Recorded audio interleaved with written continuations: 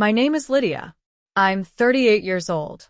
And what my brother did to my 8-year-old daughter at his birthday party still makes me tremble every time I think about it.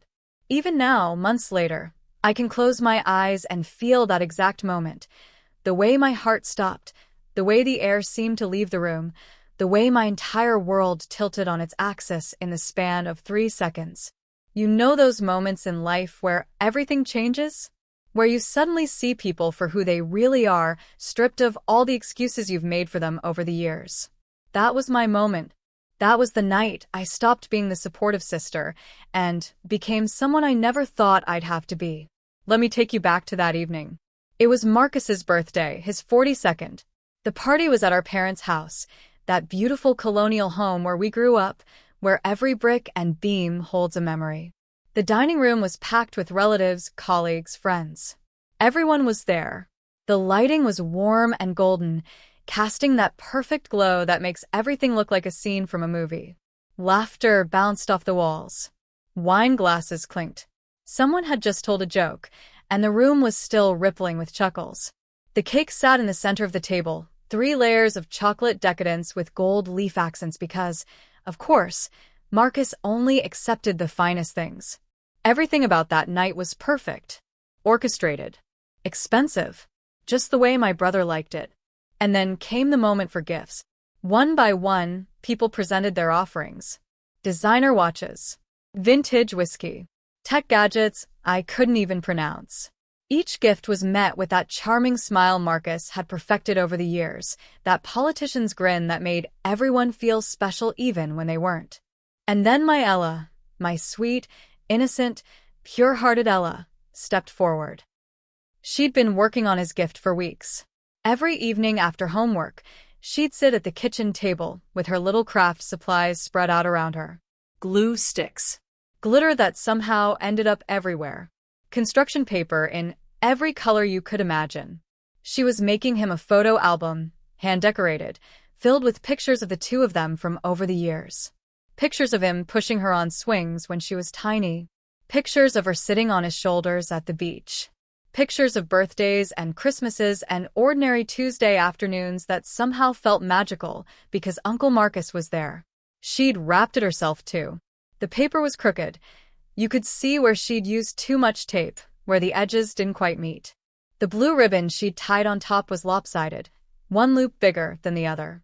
But God, it was wrapped with so much love, so much care.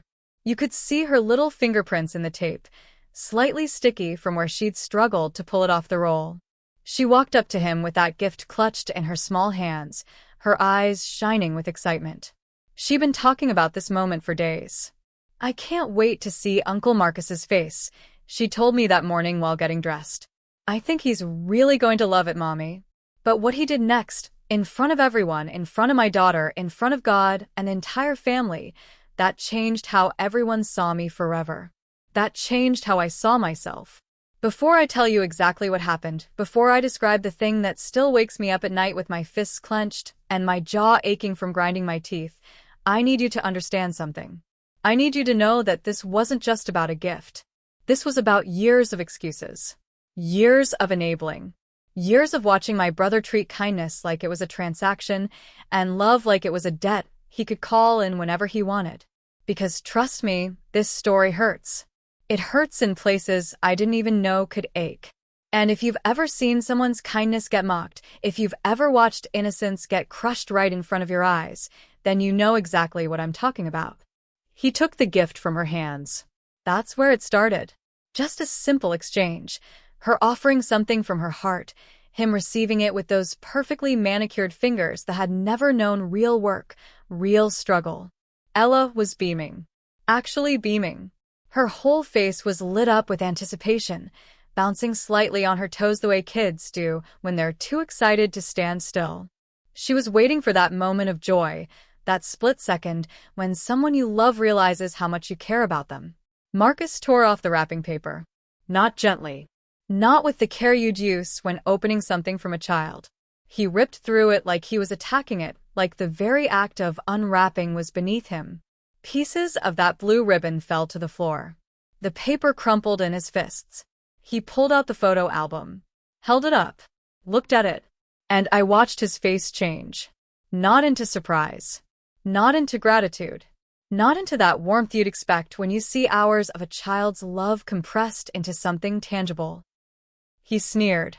Actually sneered. His lip curled up on one side, his nose wrinkled like he'd just smelled something rotten. And then he said it, loud enough for everyone to hear. Clear enough that there could be no mistaking his words. Cheap. Filthy trash. The room went silent. Completely silent. You know that kind of silence that's so heavy it feels like it has weight? Like it's pressing down on your chest, making it hard to breathe? That's what filled the space between his words and what came next. And then, God help me, I still see this in slow motion when I close my eyes, he threw it. At her. At my daughter's face. The album hit her in the chest, bounced off, landed at her feet with a sad little thump. Pages scattered open, showing those photos she'd so carefully glued down. Pictures of them smiling. Pictures of better times. Pictures of a lie I'd been telling myself for years, that my brother was a good man who just needed support, just needed understanding, just needed one more chance. Ella's face crumpled. Not all at once. It was like watching a building collapse in reverse, starting from the foundation and working its way up. First her smile dropped. Then her eyes widened, confused, not quite understanding what had just happened. Then the tears came, silent at first, just sliding down her cheeks while she stood there frozen. I looked around the room, searching for someone, anyone, to share my horror. Surely someone else would say something. Surely someone would call him out, would defend this child who'd just had her heart thrown back in her face. But do you know what I saw instead? My parents. Smiling. Not uncomfortable smiles. Not those awkward grimaces people make when they witness something awful and don't know how to react. No. These were knowing smiles. Approving smiles. My mother, my own mother, had this tiny curl to her lips, this little expression that said she found the whole thing amusing. And in that moment, something crystallized for me. A truth I'd been avoiding for years suddenly became undeniable. My brother wasn't the golden child because he deserved to be. He was the golden child because my parents had decided he was worth more than me, than my daughter, than basic human decency. I'd spent my entire adult life supporting him. When he needed money to start his first business that failed within 6 months, I was there with my checkbook. When he needed rent money because he'd spent his paycheck on bottle service at clubs, I covered it. When he wanted that BMW, that ridiculous status symbol he couldn't afford, I co-signed the loan and ended up making half the payments myself. And not once, not one single time, had he ever said thank you. Not really. Not in a way that meant something. But watching him humiliate my daughter, watching him take her love and call it garbage, watching my parents sanction it with their silence and their smirks, that was the moment I understood. I'd been the trash all along. In their eyes, in their precious hierarchy of worth, I'd always been the one who existed to serve, to support, to sacrifice. And my daughter? She was just an extension of that. Another person whose feelings didn't matter as much as Marcus's comfort, Marcus's ego, Marcus's right to treat people however he wanted without consequence. Ella started crying harder now. Real sobs, the kind that shake a child's whole body. She looked up at me with those eyes. Those beautiful brown eyes that still believed the world was supposed to be fair, and I could see her heart breaking. Not just because of the rejection, but because she couldn't understand it. Why would Uncle Marcus, who she loved so much, who she'd made this gift for with such care, be so cruel? I didn't argue. I didn't raise my voice. I didn't make a scene the way part of me wanted to, the part that wanted to flip that table, to grab my brother by his expensive collar and shake him until he understood what he'd just done. Instead, I stood up very slowly, very deliberately, and I leaned down close to Ella, wiping her tears with my thumb, and I whispered just loud enough for me to hear, "This ends tonight." Because it did. Right there, in that moment, with my daughter's heart scattered across the floor like those torn pieces of wrapping paper, something inside me snapped clean through. Not in a violent way. In a final way. Like the last thread holding together a relationship that should have ended years ago had finally given up. Let me tell you something about enablers. About the people who spend years propping up someone else's life, while their own starts to crumble from neglect. We tell ourselves stories. Beautiful stories about loyalty, about family, about how blood is thicker than water, and you never give up on the people you love. But here's what they don't tell you in those pretty quotes you see on social media. Sometimes the most loving thing you can do is let someone fall. Sometimes the only way they'll learn is when the safety net finally disappears. For years, God, for so many years, I'd been the one holding Marcus up. I wasn't just his sister. I was his bank, his emergency contact, his get-out-of-jail-free card that he played whenever life got uncomfortable. When his first business failed, I gave him $15,000. Just handed it over because he promised this next idea would be different. When his apartment lease fell through because he'd spent 3 months partying instead of working, I let him stay with me. For 4 months. For months of him eating my food, using my utilities, and complaining that my Wi-Fi wasn't fast enough. The BMW. God, that stupid BMW. He'd wanted it so badly, needed it for his image, he said. For networking. For showing clients he was successful. Never mind that he didn't have clients. Never mind that he could barely afford insurance. I co-signed that loan, and when he defaulted on the payment 6 months in, guess who got the calls from the dealership? Guess who watched her credit score drop because she'd tried to help her brother feel important? And his current business, the one everyone at the party had been congratulating him on, the one that was supposedly finally taking off, I'd invested $30,000 of my own savings into it. Money I'd been setting aside for Ella's college fund. Money I told myself was temporary, just a loan until Marcus got on his feet. But that night, when he called my daughter's love trash, when he threw her gift in her face, when my parents smiled like he'd done something clever instead of something cruel, all those years of investment suddenly looked very different to me. I'd been investing in a person who didn't exist. The brother I thought I had, the one who was just struggling and needed support, was a fiction. A story I'd told myself to justify the sinking feeling I'd get every time my phone rang with his number. The real Marcus was the one I'd seen that night, entitled, cruel, incapable of seeing other people as anything more than resources to be used or obstacles to be removed. We drove home in silence, Ella and me. She sat in her car seat in the back, sniffling quietly, still clutching a napkin someone had given her to dry her tears. I kept checking her in the rearview mirror, and each time I saw her sad little face, that crack in my heart split a little wider. When we got home, I tucked her into bed. She was exhausted from crying, from confusion, from the cognitive dissonance of loving someone who'd just been unspeakably mean to her. I lay next to her, stroking her hair, humming the lullaby I'd been humming since she was a baby. "Mommy," she whispered in the dark. "Why didn't Uncle Marcus like my gift?" And what could I say? How do you explain cruelty to someone whose world is still mostly kind? How do you tell a child that sometimes people you love turn out to be small and petty and incapable of appreciating beauty when it comes wrapped in crooked paper and lopsided ribbons? "Sometimes, baby," I said carefully, "people forget what's important. They get so focused on expensive things that they can't see the value in something made with love." "But I used my best glitter," she said, and that broke me. That absolutely shattered me. "I know you did, sweetheart. I know." After she fell asleep, I went downstairs, poured myself a glass of wine I didn't drink, sat at the kitchen table with my phone in my hand, and I made a decision. The next morning, I didn't even wait for the sun to fully rise. I called my lawyer. Marcus thought his business was his.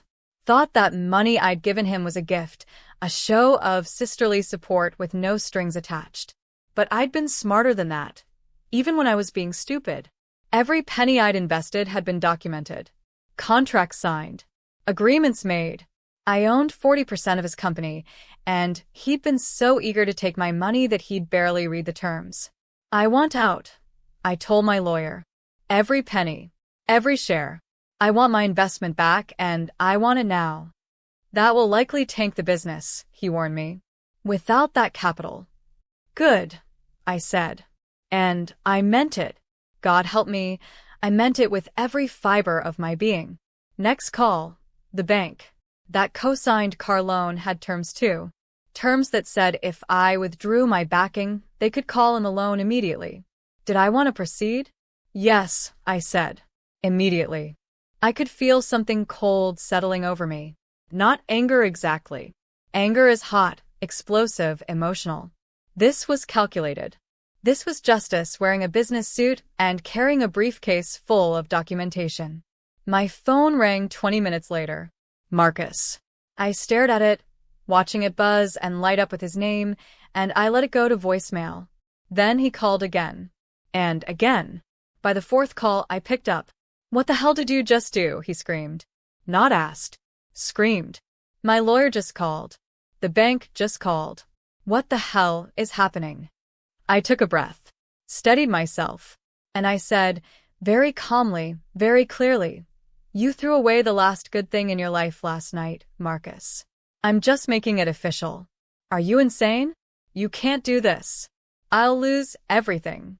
You should have thought about that before you made my daughter cry. Jesus Christ, Lydia. It was just a stupid craft project. Stop being so dramatic. And there it was.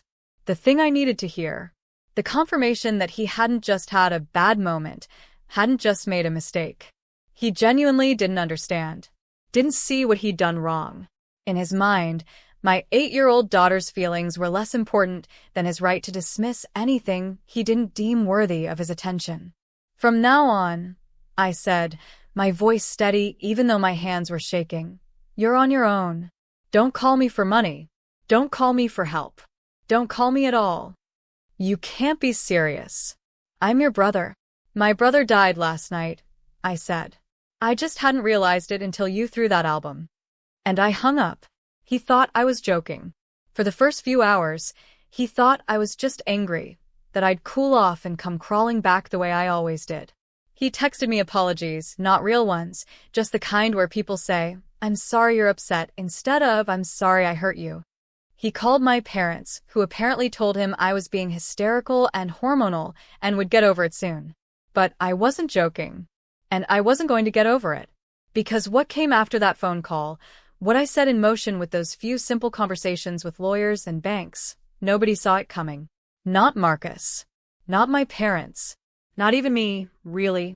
I'd spent so many years being the good sister, the responsible one. The one who cleaned up messes and paid bills and enabled bad behavior in the name of family loyalty. People think of enablers as weak, as pushovers. But the thing about enablers is this: we're the ones holding everything together. And when we stop, when we finally step back and let go, the whole carefully constructed house of cards comes tumbling down. And I was about to let go completely. You want to know what it feels like to watch someone's life implode because of their own arrogance? It's not as satisfying as you'd think. There's no moment of pure triumph, no surge of vindication that makes all the pain worth it. Instead, it's complicated. It's messy.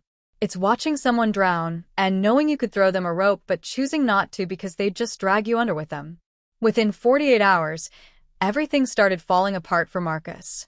The lawyer moved fast. My 40% stake in his business wasn't just a passive investment. I had contractual rights. Rights to review finances. Rights to call for asset liquidation if I withdrew my support. And when my lawyer started pulling threads, guess what we found? Marcus's successful business was a house built on sand and held together with my money. Without my capital, he couldn't make payroll. Couldn't pay rent on his office space. Couldn't cover the advance orders he'd promised to clients. The whole thing collapsed in on itself like a dying star, spectacular and inevitable. The BMW went next. The bank didn't waste time once I formally withdrew my backing on the loan. They sent a tow truck to his apartment. I heard about it from a mutual friend who thought I'd want to know. Marcus had apparently run out in his pajamas, screaming at the repo men, making such a scene that the neighbors called the police. His fancy apartment downtown, the one with floor-to-ceiling windows and a view of the city skyline? That lease had been guaranteed by yours truly. When I removed that guarantee, his landlord suddenly became very interested in the fact that Marcus had been late on rent 3 times in the past 6 months. Eviction proceedings started immediately. I watched it all happen from a distance, through secondhand reports and angry voicemails Marcus left me that I listened to once and then deleted. Each message was the same. Accusations of betrayal, threats of lawsuits that would go nowhere, and the kind of self-pitying rage that people feel when consequences finally catch up with them. "You destroyed me," he screamed in one message. "You're destroying your own brother. What kind of monster are you?"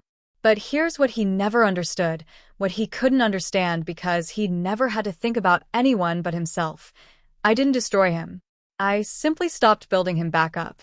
His life fell apart because there was nothing holding it together except my money and my patience, and both of those had finally run out. His so-called friends disappeared too. You know the type, the ones who show up for bottle service and birthday parties but vanish when someone needs actual help. Within weeks, Marcus's phone went quiet. No more invitations to exclusive clubs. No more business opportunities from people who'd seen him as a potential investor. When you're broke and angry and spiraling, people don't want to be associated with you. It's bad for their image. My parents called, of course. Several times. The first call was from my mother. "Lydia, you need to stop this nonsense," she said, her voice sharp with disapproval. "Marcus made a mistake, but you're overreacting. Family is supposed to forgive." "He called Ella's gift trash," I said quietly. "He threw it at her. She'll get over it. Children are resilient." And there it was again. That casual dismissal of my daughter's pain. That assumption that some people's feelings matter more than others, and Ella and I had been sorted into the category of people whose feelings were negotiable. "I'm done enabling him," I said. "I'm done enabling all of you." "Enabling? We're a family, Lydia. We support each other." "No, Mom. You support Marcus. You always have. And I've been supporting him too, financially and emotionally, while he treats me like an ATM and my daughter like she's beneath him. That stops now." "You're being selfish." I laughed. Actually laughed. "I've given him over $50,000 in the past 3 years. I've co-signed loans. I've invested in his businesses. I've covered his rent.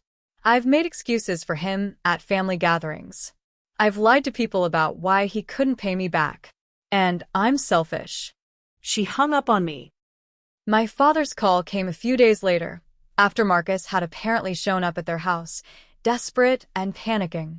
Dad took a different approach, the disappointed father routine, the one where he speaks in calm, measured tones that somehow make you feel like you're a child being scolded for breaking a vase. "Your brother is in real trouble, Lydia. He's losing everything. Don't you think you've made your point?" "My point isn't made until he understands what he did wrong," I said. "Has he apologized to Ella?" Silence. "Has he even asked about her? About how she's doing after he humiliated her in front of the entire family?" More silence. "That's what I thought," I said. "Call me when he remembers that she exists." But Marcus didn't call to apologize. He called to beg. Called from borrowed phones when I blocked his number. Showed up at my work once, trying to corner me in the parking lot, causing such a scene that security had to escort him off the property. He sent emails with subject lines like "urgent" and "please read" that I deleted without opening. And through it all, he never once, not one single time, said he was sorry for hurting Ella. He was sorry he was broke. Sorry he was losing his apartment. Sorry his business had failed. Sorry his life was falling apart. But sorry for being cruel to a child? For throwing her love back in her face? For teaching her that people who are supposed to love you can turn on you in an instant? Never. People started taking sides. Family members who'd been at the party split into camps, some who thought I was justified, others who thought I was vindictive. Cousins stopped inviting me to gatherings because my presence made things awkward. My mother apparently told people I was having some kind of breakdown, that I'd always been too sensitive, too emotional, too unable to take a joke. A joke. She called what happened to my daughter a joke. But I didn't cave. Not when family members tried to guilt me into being the bigger person. Not when old friends suggested I was taking things too far. Not when Marcus's landlord called me directly, begging me to reconsider my decision because Marcus was being evicted and had nowhere to go. He has parents, I said to the landlord. He has friends. He has a whole family who thinks I'm being unreasonable. Let them help him. But they didn't, of course. Because helping requires sacrifice, and nobody wanted to sacrifice for Marcus the way I had for years. They wanted me to keep doing it, to keep being the safety net while they kept their hands clean and their bank accounts full. Be honest with me for a second. Would you have done the same if it were your child? If someone had taken your baby's heart and called it garbage, thrown it back at them while people you loved watched and smiled? Would you have been able to forgive that? Would you have kept supporting the person who did it? Because I couldn't. God knows I couldn't. Watching someone fall from grace is strange. It happens in stages, like grief, each one revealing new layers of who they really are when the comfortable facade gets stripped away. At first, Marcus was angry. That lasted about 2 weeks. Angry voicemails, angry texts, showing up at my workplace angry, getting escorted out angry, probably driving away angry while muttering about how unfair I was being. Then came the bargaining phase. Calls from his friends, the few who stuck around, trying to mediate. He knows he messed up, they'd say. He just needs help getting back on his feet. As if getting back on his feet was the problem. As if the issue was his bank account and not his character. I'd ask each of them the same question. Has he apologized to my daughter? None of them knew what I was talking about. Because of course Marcus hadn't told them the real story. He'd probably spun some version where I'd randomly decided to destroy his life over nothing, where I was the crazy sister who'd snapped for no reason. The desperation phase came next. That's when things got really ugly. He tried to take me to court, claiming I'd illegally withdrawn from a business partnership. His lawyer, probably working on some kind of contingency, because Marcus sure as hell couldn't afford a retainer anymore, sent threatening letters about lawsuits and damages. My lawyer laughed when he read them. Everything you did was legally documented and within your rights, he assured me. This case would be thrown out in 5 minutes. It never even made it to court. Turns out when you don't have money for basic living expenses, you definitely don't have money to fund a lengthy legal battle. His apartment got repossessed. I heard about it through my mother, who called to inform me, as if I'd care, that Marcus was moving back into his old bedroom at their house. I hope you're happy, she said. Your brother is 42 years old and living with his parents because of you. Because of his choices, I corrected. I didn't make him throw a child's gift in her face. I didn't make him build a life on borrowed money and arrogance. I just stopped lending him mine. By the 6-week mark, Marcus's social media presence changed dramatically. Gone were the photos of luxury cars and expensive restaurants and bottle service at clubs.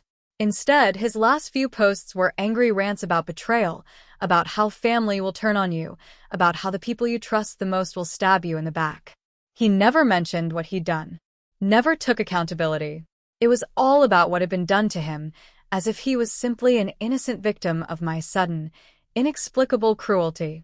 The few comments on these posts were telling. His real friends, the ones who knew him beyond the party persona, had quietly disappeared from his life. The only people still engaging were those who loved drama, who fed on other people's misery like emotional vampires. You deserve better, man. Family ain't always blood. Empty platitudes from people who wouldn't actually help him either. I found myself thinking about him at odd moments. Not with satisfaction or vindication, but with this complicated knot of emotions I couldn't quite untangle. Part of me felt guilty, which I hated. Part of me felt justified, which also felt uncomfortable. And part of me, the part that still remembered us as kids, playing in the backyard, building forts out of couch cushions, before life got complicated and money and ego got involved, that part mourned. I mourned the brother I'd thought I had. The one I'd invented, really. The one I'd kept believing in despite years of evidence to the contrary. That version of Marcus had never really existed, but letting go of him still hurt. Ella was doing better. Kids are resilient, my mother had said, and she wasn't completely wrong. But resilience doesn't mean forgetting. Ella had stopped asking about Uncle Marcus after the first week. When she saw his picture in a family photo at my parents' house, she looked away. She'd learned a hard lesson that night, that love can be weaponized, that gifts can be rejected, that people can hurt you on purpose. I hated that she'd had to learn it. But I hated more the idea of teaching her that this kind of behavior was acceptable, that we keep people in our lives who treat us like we're disposable. 2 months in, I ran into one of Marcus's old business partners at a coffee shop. He recognized me, came over to my table with this awkward expression on his face. "I heard about what happened with Marcus," he said carefully. "I just wanted you to know he'd been mismanaging funds for months before everything fell apart, buying expensive things for himself while telling investors the business needed more capital. You pulling your money didn't destroy his company. It just exposed what was already there." I thanked him and he left, but I sat there for a long time after, letting that sink in. All those times Marcus had called begging for money, saying the business was almost profitable, just needed a little more investment to get over the hump. He'd been lying. Taking my money I'd saved from working 60-hour weeks as a nurse, money I'd intended for my daughter's future, and spending it on maintaining his fake lifestyle. The guilt I'd been feeling evaporated. Not into anger. Into something colder. Into certainty. I'd done the right thing. Not the easy thing. Not the thing that made family gatherings comfortable or kept peace with my parents. But the right thing. The thing that said my daughter's dignity mattered. That kindness deserved respect. That you don't get to treat people like garbage and still expect them to fund your life. We've all known someone like Marcus, haven't we? The person who thinks love is a favor, not a gift. The one who believes relationships are transactional, where the currency is what you can do for them and the exchange rate is always in their favor. The golden child who learns that consequences are for other people, that tears and apologies and promises are just tools to get what they want. And we've all had to decide, do we keep enabling them, keep hoping they'll change, keep setting ourselves on fire to keep them warm? Or do we finally say enough? I said enough. And yes, it hurt. God, it hurt. But not as much as watching my daughter cry over a gift she'd made with love, thrown back at her like it was worthless. Not as much as years more of being used and dismissed and taken for granted while calling it family loyalty. 3 months after the birthday party, Marcus was working at a retail store. I heard this from a cousin who'd spotted him at the mall, wearing a company polo, looking tired and diminished. My mother apparently thought I'd be satisfied now, thought I'd gotten my revenge and could move on to forgiving and forgetting. But this was never about revenge. Revenge implies wanting someone to hurt the way they hurt you. What I wanted was simply for the hurting to stop, for the cycle of use and abuse and enablement to break, for my daughter to grow up knowing that people who love you don't get unlimited chances to hurt you, and for Marcus to finally understand that actions have consequences, even for golden boys. For months. That's how long it took before Marcus showed up at my door. It was a Saturday morning early. Ella and I were making pancakes, our weekend tradition, where she gets to crack the eggs and mix the batter and inevitably get flour on every surface in the kitchen. We were laughing about something silly, some joke about whether pancakes could be square or if that made them waffles, when the doorbell rang. I looked through the peephole and froze. Marcus stood on my porch and he looked different. Smaller somehow, though he hadn't actually lost that much weight. It was more about how he carried himself. The swagger was gone. The entitled posture, that way he used to hold his shoulders back like he owned whatever space he occupied, all of it had vanished. He was wearing jeans and a plain t-shirt. Not designer. Not expensive. Just regular clothes, a little worn, probably from a thrift store. His hair needed cutting. He had stubble on his face, but not the intentional kind. The kind that comes from not having the energy to care about grooming. I almost didn't open the door. Part of me wanted to leave him standing there, wanted him to know what it felt like to be dismissed, to have a door closed in your face. But Ella had come up behind me, curious about who was visiting. "Who is it, Mommy?" I took a breath. Made a choice. Opened the door. Marcus and I stared at each other for a long moment. I could see him taking in the sight of me, probably looking for anger, for vindication, for some sign of whether he'd be welcomed or turned away. "I'm sorry," he said finally. His voice was hoarse, like he'd been crying or hadn't spoken to anyone in days. Can I talk to Ella?" Every protective instinct in me screamed no. This man had hurt my child. He'd taken her innocent love and crushed it. Why would I let him anywhere near her again? But then I looked down at Ella, and she was looking up at me with those wide, questioning eyes. Not scared, just curious, waiting to see what I'd do, what I'd teach her in this moment about forgiveness and boundaries and second chances. You can come in, I said quietly. But you hurt her.